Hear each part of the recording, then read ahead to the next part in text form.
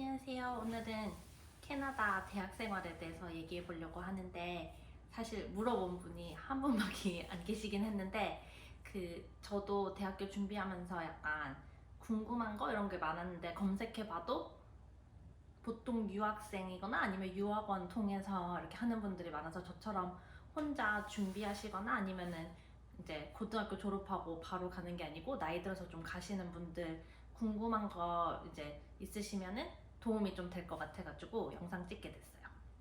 이거는 제가 제일 고민 많이 했고 지금도 고민 많이 하는 부분인데, 제 다른 영상 보신 분들은 알겠지만 영어를 솔직히 잘하지는 못해요. 근데 영어를 못해도 사실 학교를 다닐 수는 있거든요. 대신 그만큼 노력이 많이 필요하긴 해요. 그리고 수업 시간에도 집중해서 듣지 않고 그냥 중간에 딴 생각 잠깐 하게 되잖아요. 그러면 이제 다시 듣다 보면은 이해하는데 시간이 사실 좀 걸릴 때도 있거든요. 이제 쭉 집중해서 들으면 이제 흐름을 따라가면서 이해를 하는데, 그게 아니면은 가끔 이해하는데 좀 걸리는 것도 있고, 제가 미대지만 문과 계열 쪽이니까 글을 읽어가야 되는 게 굉장히 많은데, 이제 그런 거는 읽는데 시간이 사실 많이 걸리거든요. 이제 제가 영어를 잘 못하니까 단어도 모르는 게 많고, 그런 단어 찾는데도 시간 걸리고, 단어를 안 찾고 읽는다고 해도 일단 읽는 속도가 한국어랑 확실히 다르니까 시간이 많이 걸려서, 토론할 때 원어민 친구들은 그 자리에서 약간 교수님이 얘기하는 동안 후다닥 자기 아이패드로 읽고, 이제 막 대충 이런 얘기 하는 것 같다 싶어서 얘기를 할 수 있잖아요. 우리도 한국말로 그렇게 할 수 있는 것처럼. 근데 원어민이 아니다 보면은 영어 실력이 아무래도 부족하니까 그렇게 후다닥 읽고 무슨 내용인지 이해하는데 좀 걸릴 수가 있기 때문에, 저는 그렇게는 절대 못하거든요. 그래서 항상 열심히 읽고 준비해 가도 그렇게 대충 읽은 원어민 친구보다 제가 말하는 게 너무 차이가 나니까 약간 자괴감 들 때 많이 있었어요. 제일 힘들었던 거는, 지금은 좀 극복을 했는데 1학년 때 처음 대학 시작했을 때 토론 수업 되게 많이 하거든요. 근데 이제 다른 애들은 대학생처럼 얘기하는데 나 혼자 초등학생처럼 얘기하고 있을 때 자괴감 좀 많이 들었어요. 하지만 영어를 못해도 할 수는 있다. 대신 그만큼 노력은 많이 필요하다. 그리고 이제 한국에서 학교를 나오셨거나, 제가 알기로 캐나다에서 학교를 나왔어도 뭐 몇 년 이상 다니지 않으면 영어 시험을 쳐야 되거든요. 영어 시험 같은 경우는 IELTS, 토플 이런 거 많이 있잖아요. 그래서 보통 IELTS랑 토플 많이 하시는 것 같은데, 저는 케일이라고 여기 캐나다에서 그 셀피 파는 곳이라고 알고 있거든요. 거기서 만든 아카데믹 영어용 시험을 쳤었어요. 이제 IELTS는 영국 발음을 한다고 했던 것 같아서 제가 그 발음이 익숙하지 않아서 안 쳤고, 토플은 제가 이유가 있었는데 사실 지금 기억이 안 나요. 약간 컴퓨터를 이렇게 좀 빨리빨리 해야 된다고 했나, 스피킹을 이렇게 초를 잰다 그런 게 약간 제가 좀 부담이 돼서 안 했던 것 같고, 그 전에 영어 시험은 한국에서 토익 한 번, 오픽 한 번 쳐봤거든요. 그리고 공부 같은 경우는 케일 그 홈페이지 들어가시면 약간 샘플 테스트 같은 게 있어서 그거 한번 해봤고, 이제 유튜브에도 케일 자체에서 올린 자료가 좀 있긴 한데, 그거 말고 사실 한국어로 된 자료를 많이 찾지 못했거든요. 몇 년 전이라 지금은 좀 있을 수도 있는데. 그래서 그 당시에는 IELTS 무료 강의 이제 쓰기랑 말하기 보면서 그냥 팁을 좀 배워서 시험을 쳤어요. 왜냐면 아카데믹 영어 시험이 다 비슷할 것 같아가지고. 그래서 점수는 요렇게 받았고, 이제 점수를 엄청 높게 받을 필요도 없고 그냥 그 학교에서 요구하는 점수만 내면 되긴 하거든요. 그래서 저는 그냥 요 점수 받아서 냈었어요. 입학할 때 이제 학교 홈페이지마다 들어가시면은 요구하는 게 다르거든요. 그래서 UBC 제가 입학할 때 보면은 뭐 한국에서 학교 나온 경우, 뭐 해외에서 나온 경우 뭐 이런 식으로 다 달랐었어요. 제출해야 되는 게. 근데 이제 저는 해외에서 학교를 나왔고 한국에서 대학교를 또 졸업했기 때문에 한국 고등학교 졸업증명서, 성적증명서, 한국 대학교 졸업증명서, 성적증명서 이렇게 냈었고, 그다음에 이제 이거 영어 시험 방금 말씀드린 거 점수 냈었고, 뭐 그거 말고는 딱히 뭐 서류 쓰는 것도 없었고, 그다음에 막 여기 대학 입학할 때 에세이 이런 거 쓰잖아요. 근데 한국에서 이미 학위가 하나 있어서 그런지 그렇게 에세이 쓰는 것도 제 기억에 하나도 없었어요. 그래서 그냥 진짜 그런 서류만 내고 제출하고 기다렸고, 합격 연락 와가지고 등록하고 끝. 진짜 한국 입시에 비하면 간단했어요. 물론 사람마다 다 다르고 학교마다 다르고 그때랑 지금이랑 다를 수도 있지만 한국에 비하면은 입학이 진짜 쉽다는 느낌이 들었어요. 이제 UBC를 선택한 거는 당시에 제가 무슨 전공을 할지 아직 결정을 못 했었어요. 이제 UBC에서 비주얼 아트, 그 다음에 티어터, 아트 히스토리 이렇게 세 개 생각 중이었는데 아니면 히스토리 그냥 역사학과도 생각 중이었고 그 경영학과도 사실 잠깐 생각했었고 이게 취업에 도움이 될 것 같아서 그래서 이제 처음에 대학 들어왔을 때 그냥 아트 학부로 들어왔거든요. 그래서 거기서 이제 수업 몇 개 들어보고 정해야겠다 싶어서 1학년 첫 학기 때 수업 몇 개 들었고 이제 비주얼 아트 수업 들으면서 완전 이거 해야겠다 싶어서 선택을 했기 때문에 처음에부터 에밀리 카를 간다고는 생각을 아예 안 했었어요. 다른 미대도 그렇고 그냥 미대를 가야겠다는 그런 확실한 목표가 있고 정한 게 아니었기 때문에 여러 과를 고려하고 있어서 UBC를 이제 종합대학이기 때문에 선택하게 됐어요. 미술 배워본 적도 없고 심지어 고등학교 때 미술 6등급이었는데 항상 예체능 이런 거 너무 좋아해가지고 그런 일을 하고 싶긴 했었거든요. 그래서 UBC 처음 왔을 때 이제 비주얼 아트가 고려 대상 중에 하나였고 수업을 들었는데 그 교수님한테 처음에 얘기했었어요. 저는 뭐 미술 배워본 적도 없고 그림도 진짜 못 그리고 진짜 중학교 때는 저희 미술 선생님이 제가 그린 그림이 쓰레기인 줄 알고 쓰레기통에 버린 적도 있었어요. 그래서 막 그런 얘기 했는데 교수님이 현대 미술에서는 기술만 중요한 게 아니고 아이디어 컨셉이 중요하기 때문에 이제 너가 그런 거에 대한 관심이 있고 미술을 하고 싶다면 누구나 할 수 있는 거다라고 말을 해주셔서 시작을 했는데 물론 기술적인 면을 아예 안 보는 건 아니지만 또 진짜 확실히 교수님들이 그런 기술만 보지 않고 제가 뭐 갖고 있는 아이디어나 이런 거에 따라서 진짜 그걸로 점수를 매기거든요. 그래서 너무 재밌게 지금은 하고 있어요. 다른 미대는 제가 지원을 하거나 다녀본 적도 없고 미술을 해본 적이 없어서 진짜 아는 게 하나도 없거든요. 근데 저의 개인적인 경험으로 말씀드리면 UBC 경우에는 포트폴리오가 없이 미술 전공을 할 수 있긴 있어요. 이제 처음에 지원을 할 때 제가 친구들한테 물어본 바로는 비주얼 아트 전공으로 들어오는 사람은 포트폴리오를 내야 되는데 저도 그렇고 제주의 친구들 몇 명도 그렇고 그냥 아트로 들어와가지고 거기서 비주얼 아트 하고 싶다고 거기 카운셀러랑 얘기하고 그 다음에 1학년 수업 몇 개 듣고 이제 그 전공 요건에 맞춰서 수업 몇 개 들으면은 그 전공을 비주얼 아트로 옮겨주세요. 그래서 저는 심지어 BA에서 BFA로 옮겨서 거기서 비주얼 아트 전공하는 걸로 그분이 바꿔주셨거든요. 그래서 포트폴리오 진짜 하나도 없이 들어와서 미술 전공으로 바꿀 수 있었어요. 저도 이게 되게 궁금했는데 한국에서만 학교 다니고 여기서 학교 다니는데 적응할 수 있을지 아니면은 뭐 입학 자체도 수월할지 이런 것도 고민했었는데 저는 한국에서 초, 중, 고, 대학교 다 나왔고 해외 경험이 뭐 어릴 때 몇 달 이런 식으로 있긴 하지만 해외에서 학교 제대로 뭐 다녀본 적도 없고 그래서 고민했었는데 그렇게 유학생 친구들 해외에서 학교 다 나오고 오는 친구들도 있고 물론 뭐 유학생이지만 여기서 중고등학교 다니고 온 친구들이 사실 제 경험으로 더 많긴 하거든요.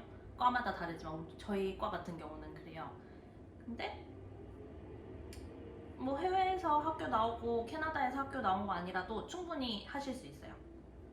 저희 과 같은 경우는 유학생 그러니까 국제학생 친구들이 되게 많거든요. 영어 원어민 아닌 친구들. 진짜 가끔 없을 때는 저도 주눅 드는데 이번 파나 수업 같은 경우는 영어가 원어민이 아닌 친구가 저 포함 한 3명 정도밖에 없긴 했어요. 20명 중에. 근데 어떤 수업은 진짜 절반이 국제학생인 경우도 있고 근데 이거는 과마다 진짜 다를 것 같아요.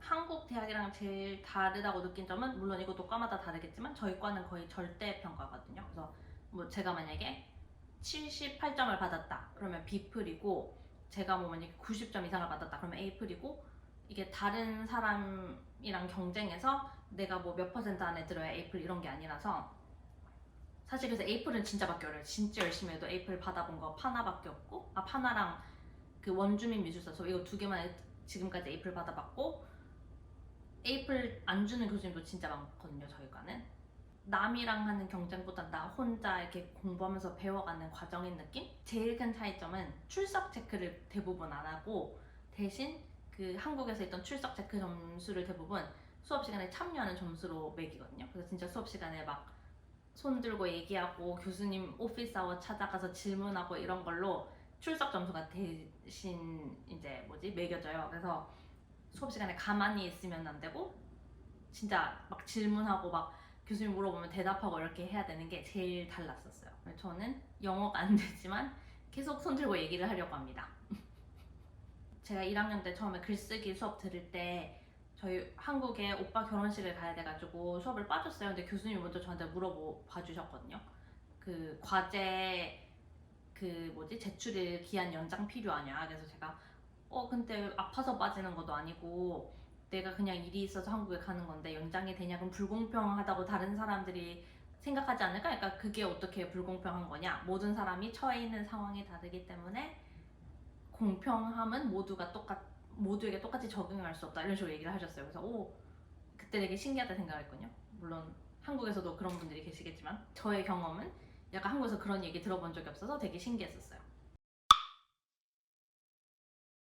저는 90년대생이거든요. 사실 그 주변에 있는 대학원생, 막 그런 TA로 들어온 대학원생이 저보다 훨씬 어리잖아요. 그러면 그래서 지금도 사실 신경을 막 쓰이거든요. 왜냐면은 막 어떤 수업에서 교수님이 저랑 동갑이었는데 애들이 막 교수님 나이 많다는 식으로 놀리고, 그래서 약간 신경 쓰여요. 물론 여기도 신경 안 쓴다고 하지만 어떻게 사람 사는 곳에서 아예 신경 안 쓰는 곳이 있겠습니까만은, 그래도 한국에 비하면 진짜 신경 안 쓰고, 뭐 우리가 해외 생각하면 나이 진짜 신경 안 쓴다고 하지만 그래도 여기 애들도 물어보는 경우가 있거든요. 좀 친해지면 물어보는 애들도 있고, 아니면 막 그 전에 뭐 했어 얘기하다 보면 너 이렇게 대학 오기 전에 뭐를 많이 했으면 너가 몇 살인지 내가 물어봐도 될까? 이렇게 물어보는 친구들도 있고. 근데 사실 외국 애들이 동양인을 보면 나이를 잘 모르잖아요. 그래서 얘기해주면 애들이 깜짝 놀라요. 자기랑 동갑인 줄 알았다고. 물론 나이 차가 나서 진짜 그 친구들이랑 제가 대학교 때 했던 거 좀 그렇게 막 어울리고 하는 건 힘들지만, 그래도 가끔 막 친구들이랑 만나서 노는 그런 것도 있고, 뭐 진짜 아예 못 어울린다 이런 건 아니에요. 사실 나이가 많다고 해서. 물론 문화 차이도 있고 이제 세대 차이가 있기 때문에 그런 게 좀 다르지만, 그래도 나이 많다고 학교 다니는 거 문제 전혀 없습니다. 진짜 저 교내 근로하는 곳에서 저 이제 담당해주는 직원분들도 제가 봤을 때 저보다 나이 훨씬 어리거든요. 그분들도 신경 안 써요. 왜냐면 그분들도 제 나이를 알거든요. 레주메에다 적혀있기 때문에. 근데 아무 신경 안 쓰고, 심지어 수업 때 진짜 적어도 40대로 보이는 분들도 있고 정말 누가 봐도 할머니 할아버지신 분들도 있는데, 그분들도 정말 신경 안 쓰고 교수님도 그냥 다 똑같이 대우하고 그냥 정말 다 똑같아요. 학교를 풀타임으로 다니고 아까 말씀드린 것처럼 영어가 안 돼서 읽고 쓰는데 시간이 엄청 많이 걸리다 보니까 사실 일할 시간이 없거든요. 캐나다 영주권이나 시민권이 있으시면 학자금 대출하실 수 있잖아요. 그러면 이제 그랜트를 또 받아요. 저희는 기혼이라서 미혼이랑 금액이 다를 텐데 그 돈으로 빠듯하지만 어쨌든 그 기숙사비랑 뭐 식료품비 정도는 감당 가능해요. 영어 에세이 같은 경우 이게 제일 처음에 어려웠었거든요, 사실. 근데 저의 공부 방법은 사실 저는 여기서 뭐 유학원, 그다음에 ESL, 뭐 어학원 이런 데 가본 적이 없어서 다른 분들 어떻게 하는지 모르겠지만, 저처럼 이제 이런 경험 하나도 없으신 분들은 진짜 1학년 처음 들어왔을 때 대학들 보통 글쓰기 수업 들으라고 하잖아요. 영어 수업 1학년 때. 글쓰기 수업 제일 먼저 듣는 거 추천드려요. 저는 그 수업에서 진짜 배운 대로 아직까지 쓰고 있고, 그 수업을 진짜 처음에 안 듣고 학기가 계속 진행된 다음에 제가 뭐 2, 3학년 돼서 그 수업을 들었다면 진짜 끔찍했을 것 같아요. 거기서 진짜 영어에서 이렇게 쓰는 거구나 이런 걸 많이 배워서. 교수님 이름이 요거거든요. 그래서 UBC에서 요 교수님 글쓰기 수업 들으실 수 있다면 진짜 추천드려요. 너무 잘 가르쳐줘요. 제 기준으로 이제 추천드리자면 우선 제가 제일 좋아하는 판화. 근데 제가 좋아하는 교수님이 이제 예전에는 2학년 그런 판화 입문 수업 도 했었는데 요새는 3학년부터 하시는 것 같아요. 근데 가르치는 다른 교수님도 진짜 완전 천사거든요.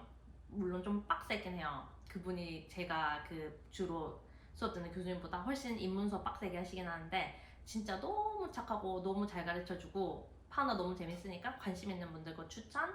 이 원주민 미술사 같은 경우는 일단 교수님 너무 좋으시고 교수님 자체도 미술하는 분이고 이제 과거의 미술 이런 거보다도 약간 현대 미술 이런 거 집중해서 가르쳐 주시거든요. 그리고 그 뭐지? 에세이 쓰는 것도 에세이 써도 되긴 한데 지금은 바뀌었을 수도 있는데 제가 처음 들었을 때는 에세이 안 쓰고 미술 작품 대신해서 낼 수 있어서 그것도 너무 좋았고 요 미술사 수업 같은 경우는 이거는 약간 현대대에서도 좀 배우지만 어쨌든 과거 이런 것도 배우고 약간 뭐라고 해야 되지? 지역별로 미술에 대해서 배우거든요. 그래서 제가 들었던 수업은 여기 약간 남부 쪽에서 여기 BC주 밴쿠버 있잖아요. 요쪽부터 해서 여기 캘리포니아 북쪽에서 조금 내륙 지방 정도까지 배우는 건데 사실 이런 원주민 미술사 수업은 다른 데서 배우기도 어렵고 보통 그런 책이나 내용 보면은 백인들이 이제 잘못 알고 이제 글을 쓴 경우나 뭐 이렇게 연구한 것도 많아서 이제 UBC에서 듣기에 진짜 좋은 수업 추천할 수 있는 수업. 이 수업 같은 경우는 뭐 제가 사실 뮤지컬 좋아해서 듣기는데 뮤지컬에 관한 수업은 아니고 이제 퍼포먼스 아트나 이제 뭐 극장 이런 거에 대해서 배우는 건데 그런 분야에 관심이 없어도 약간 뭐라 해야 되지? 생각의 깊이를 진짜 깊게 해주고 생각을 넓혀준 그런 수업? 제가 이거 UBC 처음 와서 들은 수업 중에 하나인데 진짜 이거 듣고 생각의 깊이가 아주 깊어졌어요. 똑똑해진 느낌. 아니 똑똑해졌다기보다 뭐라 해야 되지? 사고가 깊어진 느낌? 그래서 여기서 배운 내용으로 미술 수업할 때도 막 토론할 때도 진짜 많이 써먹고 약간 미술, 예술, 인문학 하시는 분이라면 진짜 추천하는 수업 너무 재밌어요. 교수님도 너무 좋고. 그리고 일단 그 교수님의 이 뭐지? 사상이 너무 좋았어요. 약간 지식을 네가 얼마나 외웠는지로 나는 점수를 매기지 않는다. 뭐 하면서 약간 진짜 수업도 거의 약간 토론식 그냥 나 스스로 얻어가는 그런 느낌? 그 아까 말한 그 글쓰기 이 교수님 진짜 추천해요. 이거는 역사나 환경 문제에 관심 많으신 분이라면 되게 좋아할 만한 수업. 저도 막 그런 환경 문제에 대해서도 많이 배웠고 특히 막 북미에서 이런 환경에 대한 뭐라고 해야 되지? 인식이나 뭐 이런 게 어떻게 바뀌었는지도 좀 배웠고 되게 재밌어요. 그 유튜브에 역사를 보다 막 이런 채널 좋아하시는 분이라면 되게 좋아할 거예요. 그리고 이 교수님 수업 특징이 이 뭐지? 보통 여기 UBC에 이런 토론 수업 있는 걸 들으면은 강의 시간 따로 있고 토론 시간이 따로 있거든요. 근데 보통 토론은 그 TA 조교랑 해요. 근데 이 교수님은 꼭 한 세션은 자기가 직접 가르치시거든요. 그래서 저는 우연히 들어갔는데 교수님이 하는 그 토론 세션에 들어가는 거 진짜 추천해요. 너무 좋았어요. 그 교수님 진짜 천사 천사. 그것도 저희과 수업이라 가지고 전공이 아니면 사실 저희과 수업이 들어가기가 쉽진 않거든요. 왜냐면 딱 10명만 들어올 수가 있어서 수강 신청 일찍 하지 않으면 들어가기 어려울 수 있는데 진짜 너무 재밌어요. 필름 카메라를 사시긴 해야 되는데 그래도 이런 거 밖에서 어디 배우기 쉽지 않잖아요. 요즘 필름 사진 이런 거 관심 있으시면 진짜 좋아할 거예요. 그 다크룸에서 직접 사진 인화도 하고 그 다음에 그 필름 찍은 거 직접 자기가 그런 한국말로 뭐라 그러지? 그걸 인화라고 하나? 현상? 그런 것도 다 직접 하거든요. 진짜 재밌어요 배우는 거. 교수님도 진짜 완전 소쿨 소쿨 진짜 완전 멋있어요 교수님. 진짜 그런 유학원 어학원 안 가보고 그냥 맨몸으로 캐나다 대학 간 사람의 후기 그 제가 대학 오기 전에 궁금했던 거 그런 거 대해서 얘기해봤는데 혹시 더 궁금하시거나 자세한 답변 듣고 싶은 거 있으시면 댓글 남겨주시거나 이메일 보내주시면 최대한 빨리 답장을 해드리겠습니다. 네, 봐주셔서 감사합니다.